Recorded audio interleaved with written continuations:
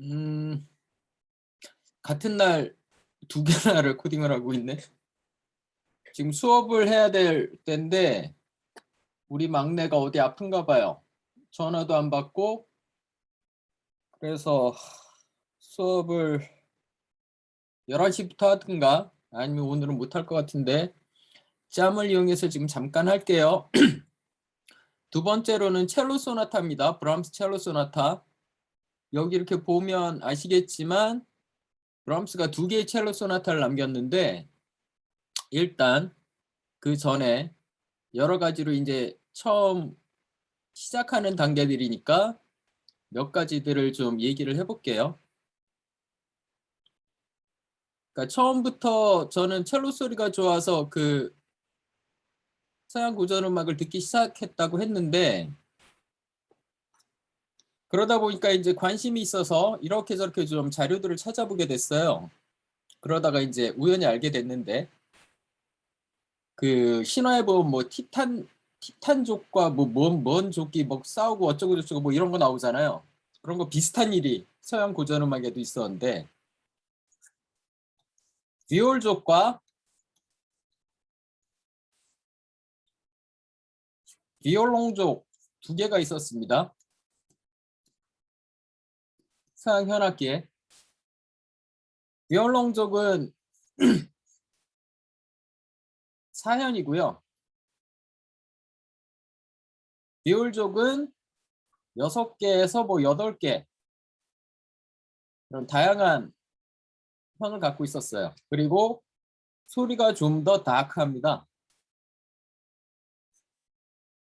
근데 비올족이 17세기 정도까지는 압도적인 우위를 갖고 있었는데 우위를 가진 이유들이 있어요. 일단 기본적으로 현수가 많다 보면 장점이 뭐가 있겠습니까? 개방현의 깔끔한 소리가 장점이에요. 아무리 운지를 통해서 정확하게 짚는다고 해도 개방현으로 이렇게 딱 돼 있는 것보다 깔끔한 소리가 나기 쉽지 않잖아요. 개방형의 장점이 있어요. 그래서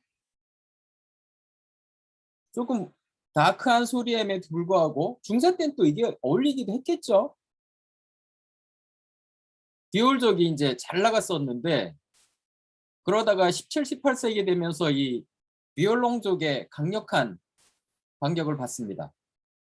그래서 둘이 박터지게 싸우다가 결국 누가 이겼다? 예, 우리가 지금 보고 있는 대부분의 현악기들은 비올롱족이에요. 바이올린도 비올롱족이고 첼로도 원래 이름이 그 음반 같은데 잘 보시면 첼로라고 안 써 있고 어떻게 써 있는 경우가 있냐면 이렇게 써 있는 경우가 있어요. 비올롱 첼로. 비올롱족의 첼로란 뜻이죠. 그러니까 소프라노 파트, 알토 파트, 테너 파트, 베이스 파트, 비올 쪽에도 다 악기가 있고 비올 쪽에도 다 그게 그 음역대에 맞는 악기가 있고 비올롱 쪽에도 다 있었거든요. 양쪽에서 이렇게 전면전을 벌이다가 비올 쪽이 완전히 찌그러진 거예요. 그래서 이제 비올롱 쪽의 소리만 우리는 듣게 됐는데 그래서 저는 비올 쪽은 완전히 잊고 있다가 그 바하가 그 비올라 다 감바를 위한 소나타를 작곡한 거 혹시 아세요? 있거든요. 이게 70년대 레코딩인가 80년대 레코딩인가가 있는데 그걸 그 발음이 어떤지 모르겠는데 그냥 대충 해볼게요. 호르디 사발이라는 사람이 있어요. 스페인 사람인데 이 사람이 한 거를 우연히 들었어요. 그냥. 그리고 그냥 전 잊어버렸어요. 비올족이라는 애가 하나 남아서 비올라 다 감바가 비올족이거든요. 그거를 하는 장인이 하나 있다라는 정도만 알고 그냥 잊어버렸는데 나중에 이제 시간이 많이 지나서 제가 점점 처음엔 바로크 음악이 좋다가 전 이상하게 낭만파 음악이 별로예요. 근데 또 바그너는 좋아. 골 때려요 저도. 바그너하고 브람스는 좋아하는데 베토벤도 별로예요 저는. 이런 얘기하면 돌 날라올 텐데 베토벤도 별로잖아요. 오히려 저는 그 모차르트도 좋고 그리고 그 비슷한 시대 때 제일 좋아하는 사람은 사실은 요셉 하이든이에요. 하이든이 제 성정하고 딱 맞아요. 그래서 하이든 음악은 많이 들었어요. 근데 모차르트 오케이. 근데 베토벤은 글쎄 전 그랬거든요. 그러다 보니까 이제 20세기 음악으로 넘어왔는데 20세기 음악이 뭐 여러분들도 아시겠지만 이게 친해지기 쉽지 않잖아요. 그래도 전 친해진 작곡가들이 몇 개 있어요. 몇 명 있어요. 뭐 대표적인 게 프랑스 작곡가 중에서는 장 프랑세. 뭐 20세기의 모차르트라고 하는 장 프랑세. 그 사람 정도가 이제 좀 마음에 들어서 그 사람 음악은 많이 들었는데 그러다 보니까 이제 점점 어떻게 되냐면 저는 음악이 뒤로 가더라고요. 다시 시간을 거꾸로 올라가서 바로크 시대도 위로 올라가면은 얼리 뮤직이라 그러거든요. 얼리 뮤직이 오히려 소위 말하는 고졸미, 좀 어려운 말씀은 고졸미가 있다 그러잖아요.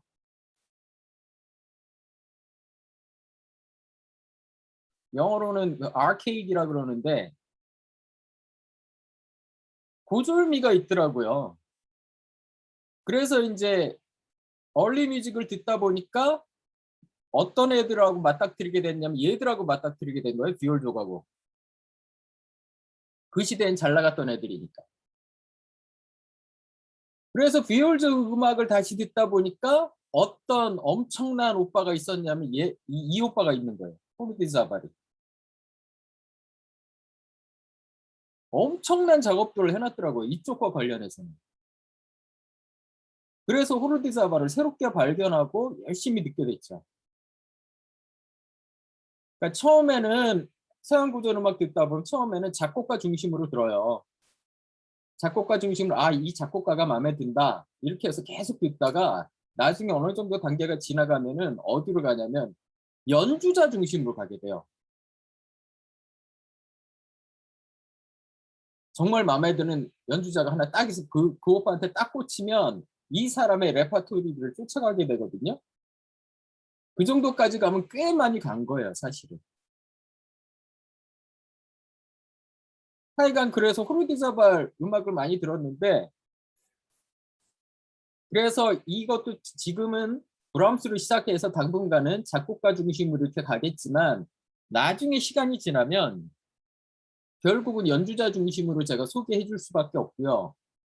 그리고 또 방금 전에 우리 바이올린, 브라운스 바이올린 소나타 그거를 하다가 제가 댓글 작업을 하다 보니까 역시 이 세계 최고의 바이올린 연주자들은 동영상 올리기가 쉽지가 않아요. 동영상을 굉장히 막 꽈놨어. 아마 제가 그 댓글 작업한 거 보시다 보면은 2명이 뜰 거예요. 그렇게 꽈놓은 사람들이. 그게 안네 소피 무터하고 기동 크레머입니다. 잘라놨어요, 이렇게. 그러니까 바이올린 넘버 2 그러면은 통째로 올라온 게 아니라 악장별로 잘라놨어요. 그리고 통째로 올라온 건 음질이 안 좋고 잘라놓은 게 그나마 720p CD 음질 비스무리한 거 그 정도로 해놨거든요. 그래서 가다 보면 아하 왜 이렇게 사람들이 이렇게 짜증나게 이렇게 잘라놨을까 보다 보면 그래도 들어보면 납득이 가. 비싸게 구는 이유가 있구나. 그리고 또 개인적으로 저는 그 기동 크레머가 현존하는 바이올리니스트들 중에서는 지존 중에 지존이라고 생각하거든요. 베스트 오브 베스트. 그래서 결국은 바이올린 곡들 듣다 보면 결국은 기동 크레머 거만 듣게 돼요. 저 같은 경우는.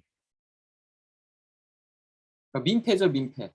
기동 크레머가 했던 모든 바이올린 레파토리들은 후배들이 그 사람 연주를 쫓아가다 이제 가래가 찢어지는 거죠. 이런 민폐를 끼치는 존재들이 있습니다.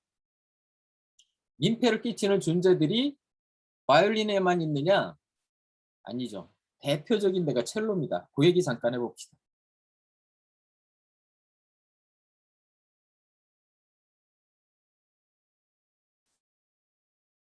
이 첼로라는 악기하고 떨어질래야 떨어질 수가 없는, 잊혀질 수가 없는 이름이 하나 있어요.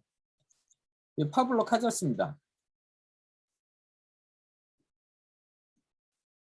스페인 사람이고 그 중에서 카탈루냐 지방, 지금도 막 독립운동하는 그런 그 지역 사람인데,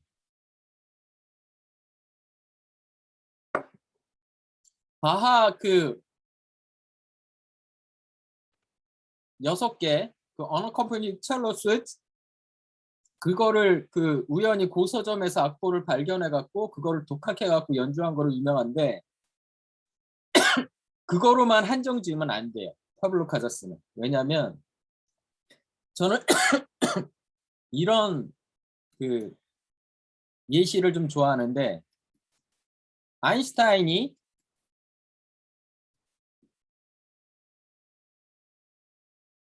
상대성 이론에 대해서 한마디도 안 했어도 아인슈타인은 20세기 최고의 물리학자라는 건 변하지 않는다, 이런 얘기를 하거든요. 과학자들 사이에서. 그거하고 똑같아요. 파블로 카잘스가 바하의 무반주 첼로 조곡을 연주해서 금자탑을 쌓았지만, 그거를 파블로 카잘스가 안 했어도 20세기 최고의 첼로 연주자는 파블로 카잘스입니다. 이 사람의 레코딩들을 들어보면 납득할 수밖에 없어요. 그걸 안 했어도, 바하 무반주 첼로 조곡을 안 했어도 최고의 연주자라는 건 변하지 않아요. 실내악 활동을 했던 거, 그리고 협주곡 연주한 거, 지금 남아있는 것들이 전부 다 음질은 개떡인데 들어보면 그 열악한 음질 속을 꿰뚫고 나오는 놀라운 연주가 있어요. 일단 민폐 넘버 원, 후배들이 쫓아가기가 너무 힘들어요. 이 사람의 연주는 어떻게 해볼 수가 없어, 후배들. 지금 우리는 브람스의 첼로 소나타 얘기하잖아요. 브람스 첼로 소나타 하면 두 개의 명연이 있어요. 첫 번째가 야노스 슈타커야.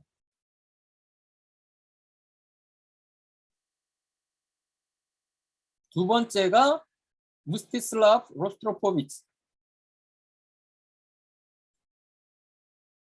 물론 이분은 그 뒤에 루돌프 제르키린이라는 반주자, 피아노 반주자의 덕을 톡톡히 보긴 했지만, 그래도 이게 대표적인 두 개의 명연이거든요. 근데 파블로 카잘스도 이걸 했어요. 브람스 첼로 소나타를. 음질은 좀 안 좋지만. 제가 나란히 올려놓을 테니까 한번 비교를 해보세요.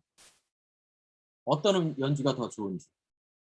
만만하지가 않아요. 한마디로 말하면 이 첼로라는 악기는 이런 집념의 사나이들이 있습니다. 아주 무시무시한 오빠들. 이게 그냥 넉넉하게 댐빌 수 있는 데가 아니지. 바이올린은 그거나 많지. 레파토리나 많지. 그러니까 각자 자기한테 맞는 레파토리를 하면 돼. 모든 레파토리를 다 할 수 없을 정도로 바이올린은 레파토리가 많아요. 그래서 각자 따로 놀면 되거든요. 버틸 수 있어요. 근데 첼로는 레파토리가 많지도 않아. 그러니까 그 모든 레파토리들을 잘 나가는 첼리스트들은 연주를 다 한다고요. 얼마 안 되니까. 그리고 딱 레코딩을 남겨. 근데 그렇게 레코딩을 남긴 그 첼리스트들 중에는 이렇게 무시무시한 오빠들이 있는 거야. 정말 범접하기 힘든 오빠들. 후배 연주가들은 이 사이를 뚫고 껴들어가야 됩니다. 쉬운 일 아니에요. 암만 잘해봐야 본전인 거야. 계속해서. 암만 잘해봐야 본전. 조금 괜찮네. 그래 봐야 카잘스에 비하면. 그래 봐야 스타커에 비하면. 그래 봐야 로스트로포비치에 비하면. 이런 소리가 항상 꼬리표처럼 달라붙으니까 후배 연주가들은 환장을 노리신 거야. 이 동네가 그러고요. 또 하나. 그러다 보니까 니치 마켓이 생겨요. 어떤 게 생기냐면 지금 우리가 얘기하는 분들은 대부분 그 20세기 아니 17세기 이후 18, 19, 20세기 요 레파토리를 하시는 분들인데 여기에 또 만만치 않은 오빠가 하나 딱 끼어듭니다. 그 오빠가 누구냐면 제가 제일 좋아하는 연주자 중에 하나인 안너 빌스마스. 이분이 바로크 첼로를 해요. 아니 바로크 첼로는 또 뭐고 비올롱족은 뭐고 비올족은 또 뭡니까? 물어보신다면 답변을 해드리죠. 바로크 첼로는 첼로예요. 비올롱 첼로. 비올족이 아닙니다. 앞에 바로크가 왜 붙느냐? 스트링이 달라요. 스트링이. 스트링이 현대 첼로는 그 나일론 줄에다가 그 스프링 이렇게 해갖고 소리가 크고 명확하게 나거든요. 그런데 바로크 첼로는 기본적으로 스트링을 거스트링을 씁니다. 양창자를 꼬아서 말린 거. 소리가 부드럽게 나는데 대신에 음정이 정확하게 나진 않아요. 그리고 소리가 좀 작아요. 그리고 또 더 작을 수밖에 없는 게 현대 첼로는 끝에다가 그 악기 끝에다가 이렇게 쇠막대 같은 거 박아놓고 이렇게 공중에 좀 띄우잖아요. 그 이유가 좀 더 잘 울으라고 하는 거거든요. 첼로가. 근데 바로크 첼로는 그거를 안 끼고 그냥 가랭이 사이에다 끼고 이렇게 연주를 하거든요. 그러니까 안 그래도 소리가 작은데 그 첼로가 우는 거를 또 방해를 하죠. 가랭이를 끼고 있으니까. 그래서 여러모로 핸디캡을 갖고 있어요. 보잉 하는 것도 좀 다르고. 그런데도 바로크 첼로가 갖고 있는 여러 가지 제가 보기엔 장점들이 있어요. 방금 말했던 모든 걸 상쇄할 정도의. 그 바로크 첼로를 하시는 분이 안너 빌스마시 너무 훌륭해요. 연주 자체가. 그리고 전혀 다른 접근법을 보여줬어요. 그러니까 사람들이 전부 다 바하 무반주 첼로를 카잘스식으로 카잘스가 전범을 한번 보여줬으니까 전부 다 그거를 따라갈 때 유일하게 70년대부터 그거에 반기를 들고 아니다. 카잘스식으로 연주하는 게 다가 아니다. 새로운 길을 보여주겠다. 그래서 진짜 보여줬어요. 설득력이 있어요. 근데 그게 이론적인 근거도 있고. 기회가 닿으면은 안너 빌스마시는 무슨 연주를 해도 항상 100%, 120% 능력을 보여주거든요. 대가들이란 건 그런 거예요. 아무리 컨디션이 안 좋아도 최소한 자기 실력의 80에서 90%는 항상 보여줍니다. 찌질이들이 컨디션 좋을 땐 100 보여주다가 컨디션 나쁠 때 막 50 보여주고 그러는 거예요. 걔들은 아마추어들이에요. 프로 연주자라고 보기가 힘들죠. 하여간 근데 기회가 있으면 안너 빌스마시가 한 모든 레코딩들은 다 영향가 있으니까 찾아서 들어보세요. 괜찮아요. 이런 식으로 안너 빌스마가 길을 열었고요. 그래서 피터 비스퍼웨이 그리고 요새 히데미 스즈키 이런 그 후배 연주자들이 있거든. 또 그쪽도 또 이 줄이 있어요. 그런 사람들 연주들을 찾아 들어보면 나머지 그 메인스트림 첼리스트들하고는 좀 접근법이 다른 그런 연주들도 들어볼 수 있습니다. 조금 얘기하다 보니까 좀 두서가 없었는데 결론은 2개밖에 안 되는 자 다시 가봅시다.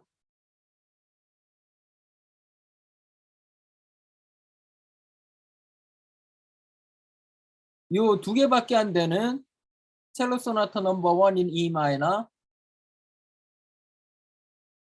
Originally 4 movements, the second movement adagio ANH 2A/9. 이건 아마도 ANH라는 그 아마도 추측컨대 학자 이름의 그 약어일 거예요. 음악학자. 음악학자들이 작곡가 사후에 작품 번호들을 다시 정리를 해주든가 아니면 작곡가가 살아있을 때 발표하지 않았던 그런 새로운 작품들이 그 사후에 발견이 되면 거기에 새롭게 넘버링을 합니다. 아마 그런 것 중에 하나일 거예요. 대표적인 게 호보켄 넘버예요. 그 하이든 시제만 해도 오퍼스 넘버하고 작품을 만든 연도하고 일치를 안 해요. 그러니까 무슨 얘기냐면 오퍼스 넘버 3라고 했는데 그게 작곡된 때가 오퍼스 넘버 1보다 빠른 경우가 있어요. 오퍼스 넘버가 1년 번호로 이렇게 간 게 아니란 거죠. 그때만 해도. 그래서 호보켄이라는 그 학자가 하이든 사후에 그거를 정리를 다시 하고 호보켄 넘버라는 걸 다시 붙였거든요. 그런 식의 것들 중에 하나일 거예요. 아마도 추측컨대. Second movement adagio was discarded, leaving the third movement minuet to become the second movement. 3악장이 2악장이 됐다. Third movement version arranged for viola and piano. 비올라와 피아노를 위한 거로도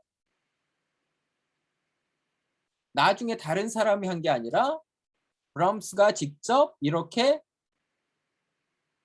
비올라 버전으로도 만들었다. 그 얘기고요. 그 다음에 오퍼스 넘버 99의 첼로 소나타 넘버 2는 뭐 별 설명이 없어요. 그 브람스 첼로 소나타는 여러 가지로 장점이 있습니다. 그리고 어떻게 보면 그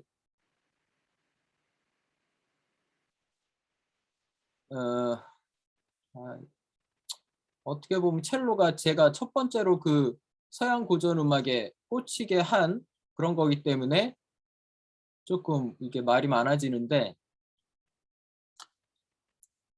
이런 그 비유를 많이 해요. 무슨 얘기냐면 첼로에 있어서 올드 테스트먼트가 있고 뉴 테스트먼트가 있다. 신약 구약. 성경에 예를 들어서 올드 테스트먼트에 해당하는 게 요한 세바스찬 바의 6 unaccompanied cello suite. 이게 발음이 좀 그지 같은데 수트라고 발음을 하는 게 맞는데 대부분 사람들이 어떻게 발음하면 스위트라고 발음해요. 한국 사람들만 이상하게 발음하는 게 아니라 영어권 사람들도 이거를 수트라고 발음 안 하고 스위트라고 발음합니다. 그래서 우리 스위트룸이라고 하잖아요. 그 스위트룸이 이 룸이에요. 이게 이 스위트룸입니다. 스위트룸이라고 해야지 맞죠 원래는.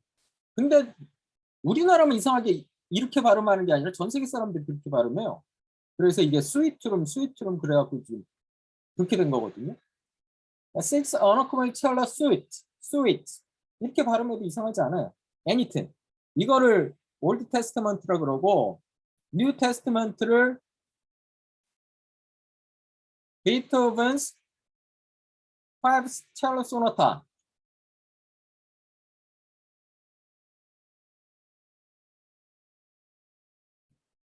베토벤 첼로 소나타를 5개를 썼거든요. 그게 이제 신약이라고 얘기하는데 제가 조금 전에 얘기했잖아요. 전 베토벤하고 잘 안 맞는다고. 이거는 동의하는데 올드 테스터먼트라고 동의를 하는데 신약이 이거냐? 그럼 퀘스천 마크. 오히려 제가 보기에는 브람스의 첼로 소나타가 신약쯤에 해당하지 않을까.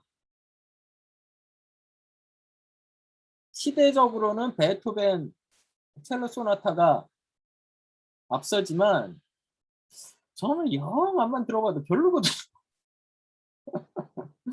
개취입니다. 개취. 개인 취향.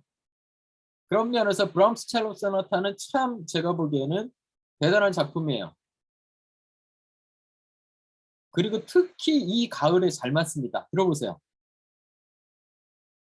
그 핸드폰에다가 저장해 놓고 헤드폰이나 이어폰에다가 이렇게 끼고 그 낙엽진 거리를 걸으면서 베토벤이 아니라 브람스의 첼로 소나타 들어보면 그 가을의 정취가 더욱더 깊어집니다. 강추. 제가 그 카잘스, 스타카, 로스트로포비치 등등등등 해갖고 들을 만한 음악들을 쫙 제가 댓글에다 달아볼게요. 아, 그리고 까먹었다. 저만 댓글을 달 수 있는 게 아니에요. 그러니까 이거 들으시는 분들도 제가 이렇게 댓글에 달아놓은 그 연주들 외에 각자 괜찮다고 생각한 연주들 있잖아요. 그 자유스럽게 그냥 댓글 다세요. 그러면서 노는 거지 뭐. 같이 놀아봅시다. 재밌잖아. 오늘은 여기까지. 하루에 2개나 올리네. 빠빠이.